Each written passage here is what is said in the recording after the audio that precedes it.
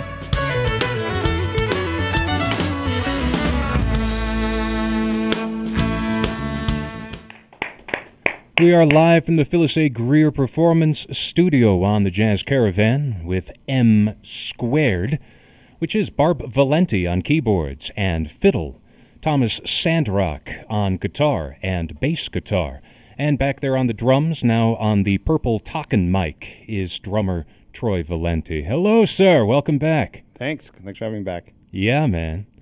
So, M Squared, you guys don't pussyfoot around. When you make the scene, you go boom. I guess so. What do you call that tune?